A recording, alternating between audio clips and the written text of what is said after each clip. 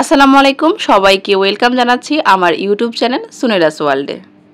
আপনি কি টাক পড়া বন্ধ করতে পারছেন না? এমনভাবে চুল পড়ছে যেন তা আর কখনোই ফিরে আসবে না?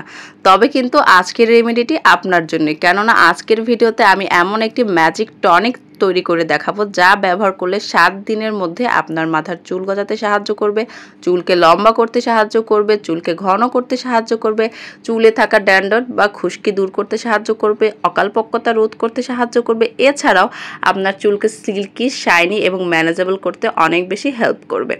তাই বলছি ভিডিওটি স্কিপ না করে পুরো ভিডিওটি জুড়েই আমার সঙ্গে থাকবেন, কেননা পুরো ভিডিওটি জুড়েই আমি এমন কিছু টিপস অ্যান্ড ট্রিক শেয়ার করব যেগুলো ফলো করলে আপনাদের এই টনিকটা ম্যাজিকের মতো কাজ করবে। তবে চলুন কথা না বাড়িয়ে মূল রেমেডি শুরু করা যাক।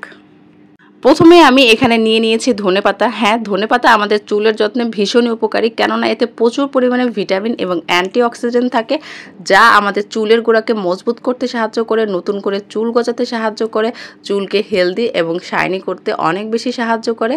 এরপরে আমাদের যে জিনিসটি লাগবে তা হচ্ছে আদা। এখানে দেখুন আমি 1 টুকরো আদা নিয়েছি, আর অবশ্যই আপনারা ধনেপাতা এবং আদা আপনাদের চুলের ঘনত্ব এবং লম্বা অনুযায়ী কিন্তু নিয়ে নেবেন। আদা আমাদের চুলের গোড়াকে মজবুত করতে বা শক্ত করতে অনেক বেশি সাহায্য করে, আমাদের চুলকে মোটা করতে সাহায্য করে, লম্বা করতে সাহায্য করে বা বৃদ্ধি করতে সাহায্য করে। এছাড়াও স্ক্যাল্পের রক্ত সঞ্চালন করতে অনেক বেশি হেল্প করে। এখানে দেখুন আদাটাকে কিন্তু আমি ছিলে নেব না, এর খোসা সহই কিন্তু আমি ছোট ছোট টুকরো করে কেটে নেব। অবশ্যই ধনেপাতা আদা খুব সুন্দর করে ধুয়ে নেবেন, কেননা ধনেপাতা আদা দুটোটার মধ্যে কিন্তু প্রচুর পরিমাণে বালি থাকে বা অনেক ধরনের ময়লা থাকে, এতে কিন্তু ব্যাকটেরিয়া থাকতে পারে, যার ফলে এটা আপনাদের স্ক্যাল্পে ব্যবহার করলে কিন্তু নানান ধরনের ফাঙ্গাল প্রবলেম হতে পারে। তাই বলছি দুটোটা উপকরণে কিন্তু খুব সুন্দর করে ধুয়ে নেবেন, একদম আপনারা শিওর হয়ে নেবেন যে এর মধ্যে কোনো রকমের বালু বা ময়লা নেই।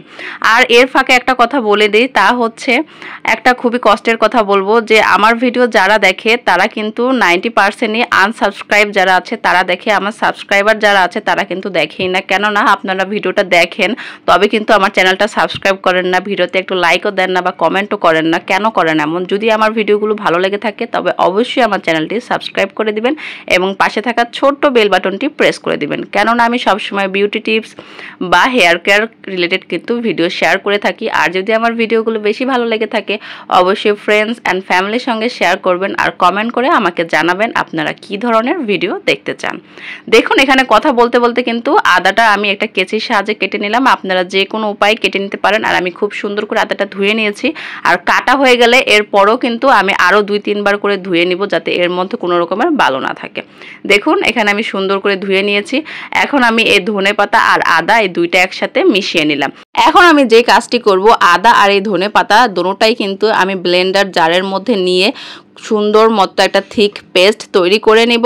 আপনাদের কাছে যদি ব্লেন্ডার জারটা অ্যাভেলেবেল না থাকে তাহলে কিন্তু আপনারা শিলপাটায় পেটে নিতে পারেন বা যে কোনো উপায় কিন্তু এটাকে একটা সুন্দর পেস্ট তৈরি করে নিতে হবে। বন্ধুরা, এই আদা এবং ধনেপাতা আমাদের চুলে ব্যবহারের পূর্বে কিন্তু ডাক্তাররা বলে অবশ্যই আপনারা হ্যান্ড প্যাচ দিয়ে নেবেন, অর্থাৎ এই যে প্রলেপটা আমরা তৈরি করব সেটা কিন্তু তৈরি করার পরে আপনারা আপনাদের হাতের উপরে রেখে 5 মিনিট দেখবেন যে আপনাদের স্কিনে কি জ্বালা পোড়া করে কি করে না। কারণ অনেকেরই আছে স্কিনটা অনেক বেশি সেন্সিটিভ থাকে, যাদের স্কিনে এটা সহ্য হয় না, তারা কিন্তু যদি দেখেন যে আপনাদের স্কিনে এটা জ্বালা পোড়া করছে তবে এটা অবশ্যই আপনারা নর্মাল ফ্রিজে রেখে এটাকে ঠান্ডা করে তারপর আপনাদের স্ক্যাল্পে ব্যবহার করবেন। আশা করি আপনারা বুঝতে পেরেছেন। দেখুন এখানে কিন্তু এটা আমার থিক পেস্ট তৈরি করা হয়ে গেছে। এখন আমি একটি পরিষ্কার ছাঁকনির মাধ্যমে এটা ছেঁকে এটার যে জুস আছে সেটা কিন্তু বের করে নিব।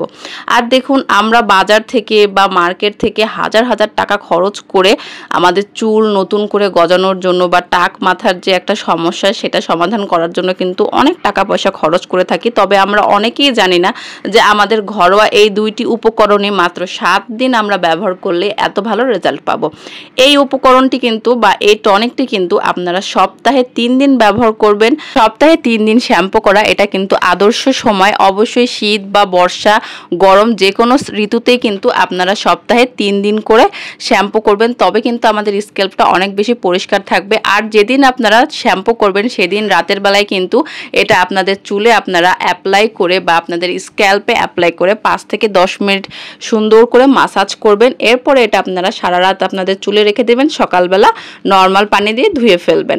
এরপরে চাইলে আপনারা আপনাদের যে কোনো পছন্দ অনুযায়ী অর্গানিক তেল সপ্তাহে 3 দিন ব্যবহার করতে পারেন। এভাবে করে যদি আপনারা আপনাদের চুলের বা হেয়ার কেয়ার রুটিনটা অনেক সুন্দর করে গুছিয়ে নেন, তবে কিন্তু আপনাদের টাক মাথা ভরে যাবে চুলে, চুল লম্বা ঘন কালো হবে, আর এটা হতে কিন্তু কেউ আপনাদের আটকাতে পারবে না। বন্ধুরা, আমি আমার ইউটিউব চ্যানেলে বেশ কয়েকটি হেয়ার কেয়ার রুটিনের ভিডিও শেয়ার করেছি। সঠিক উপায়ে শ্যাম্পু করার নিয়ম, কিভাবে আপনাদের চুল ঘরোয়া উপায়ে সিল্কি শাইনি ঘন ম্যানেজেবল করতে পারেন, এছাড়াও কী উপায়ে অর্গ্যানিক তেল তৈরি করে নিতে পারেন, এছাড়াও কিভাবে আপনাদের হেয়ার সিরাম বা হেয়ার টনিক তৈরি করতে পারেন, বেশ কয়েকটি আমি ভিডিও শেয়ার করেছি। আপনারা চাইলে আমার চ্যানেলটি ভিজিট করে কিন্তু সেই সমস্ত ভিডিওগুলো দেখে নিতে পারেন। আর হ্যাঁ, কথা বলতে বলতে একটা কথা বলতে ভুলেই গেছি, অবশ্যই এই টনিকটি একটা কাচের বোতলে আপনারা সংরক্ষণ করবেন। যদি আপনাদের কাছে কাচের বোতল অ্যাভেলেবেল না থাকে, তবে কিন্তু আপনারা কাচের বাটিতেও এটা সংরক্ষণ করতে পারেন। অবশ্যই এটা ফ্রিজের নর্মাল পোষণে রাখবেন, আর এটা তৈরি করে 7 দিনের বেশি কিন্তু আপনারা রাখতে পারবেন না।